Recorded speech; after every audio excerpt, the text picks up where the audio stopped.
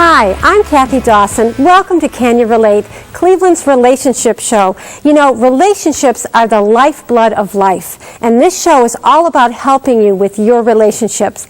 On today's show, we're going to talk about men and women and money secrets. We're also going to talk about friendships. Are your friendships high maintenance or low maintenance? We're also going to talk about homes, your home, and when you're buying a home, do you know what kind of home you want to buy? So let's get started.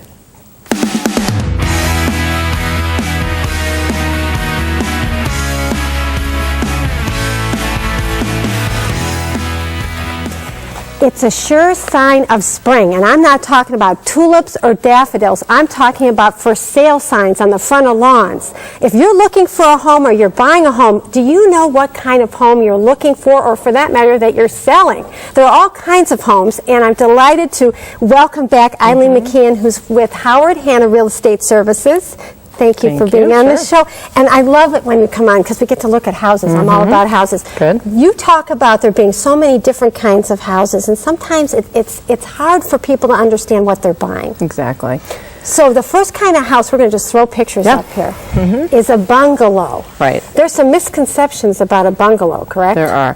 One of the things I think is important is, for starters, when buyers are looking, is to start writing down everything that they want in a house. And then what I recommend is they go back and almost like tournament style, choose 1 versus 2, 2 versus 3. Okay. And if they want, for example, bungalows, what makes a bungalow is it has a bedroom and a bath on the first floor. Is that without exception? Without exception. Because I got to tell you, I look at this house, I wouldn't know that. Right. So if you love the look of a bungalow, but you want all your children on the second floor with you, you should not be looking at bungalows. Okay. So there's a lot of things that I think if people understand what the exterior is, it'll reveal what the interior is. Now, this is a Cape Cod. What's the difference between a Cape Cod and a bungalow? Cape Cods are often called master bungalows. The 2 dormers on the top, the windows is what makes it a Cape Cod. This is the My Three Sons house. It is, yes. It's like a Monopoly house. Right. But it also will have oftentimes the Cape Cods have the master on the first floor. Really? The bungalow has 2 small bedrooms and a full bath on the first, and the Cape Cod has a large, usually the master and the full bath on the first. Next one is a French Tudor. Yep. Now, my parents built a French Tudor. It's a very romantic looking house. It is. It's a lot of the older communities in Cleveland, Rocky River, Shaker, Cleveland Heights. They have the Tudors, and again, it's sort of the stucco with the boarding is what makes it a brick stucco boarding. This is a style of a colonial, which is kind of confusing, but all the bedrooms and baths will be on the second floor, and then you do have that third floor that's usually finished with a bath and bedrooms. Now, the next one, speaking of colonial, is a colonial always a center hall colonial, or can you have it another way? The colonial can be center hall. It can be a side entry, right? This is sort of a classic center hall colonial. Usually where the front door is where the staircase will be behind it. So in this case, you know it's a center hall. A lot of times the door will be on the side where you have a side entry. But again, this is a Georgian, which is a colonial. It's just a more defined term of a colonial is a Georgian. This is like Williamsburg. Right. Yeah. Brick. It's got the big entryway with usually a Palladian window on top. And does the Georgian always have the ironwork?